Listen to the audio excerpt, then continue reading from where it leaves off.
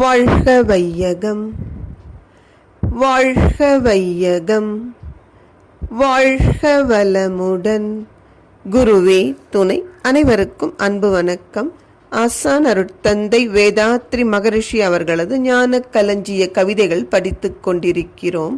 இன்று கவி எண் 208. உலகம் ஒன்றுபட வேண்டும் என்பது தலைப்பு. தனித்தனியே அரசு பல இருந்த நாளில் தரணியிலே சண்டை அடிக்கடி தோன்றிற்று. மனிதருக்கு நாட்டாசை நாட்டுப்பற்று மாறி மாறி தோன்றி அழிவுண்டாச்சு. இனி உலகில் ஓராட்சி மலர வேண்டும். இணைந்து உலகோர் பொருள் வளம் உற்று உய்ய வேண்டும் எனில் அதற்கு ஏற்றபடி திட்டமிட்டு இன்பமோடு வாழ்வதற்கு முயற்சி செய்வோம். பாஸ்ட் எக்ஸ்பீரியன்ஸ் என்று சொல்வோம் அல்லவா? நம்முடைய முற்கால அனுபவம் நமக்கு என்ன சொல்லித் தருகிறது? இந்த உலகில் தனித்தனியாக பல அரசுகள் ஆட்சி செய்து கொண்டிருந்த நாளில் அடிக்கடி சண்டை வந்ததை பார்த்தோம். ஒரு பக்கம் நாட்டு ஆசை, தன்னுடைய நாட்டின் எல்லையை விரிவுபடுத்த வேண்டும் என்ற ஆசையில் போர் தொடுத்தார்கள்.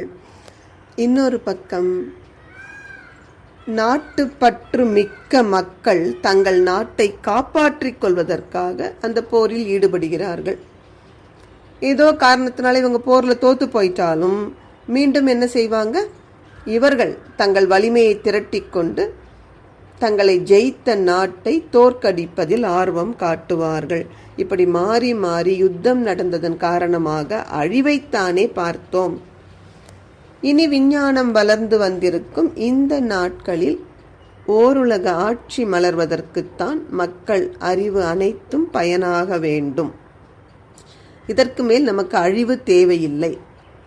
உலகம் முழுவதும் இணைந்து மக்கள் பொருள் துறையில் உயர்ந்து வருவதற்கான திட்டமிட வேண்டும். ஏனெனில் நோக்கம் மனிதர்கள் மகிழ்ச்சியாக வாழ்வது. இந்த பூமி பந்தில் நாம் எல்லோரும் ஒரு குறுகிய காலம்தான் வாழ்கிறோம். வரும் பொழுது யாரும் எதையும் கொண்டு வரல, போற பொழுதும் எடுத்துட்டு போக போறதில்லை.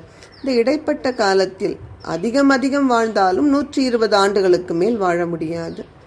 அப்பொழுது ஒருவருக்கொருவர் ஒத்தும் உதவியும் மகிழ்ச்சியாக வாழ்வதற்குரிய திட்டங்களை அறிஞர்கள் தீட்டி செயல்படுத்த வேண்டும். நன்றி. வாழ்க வளமுடன்.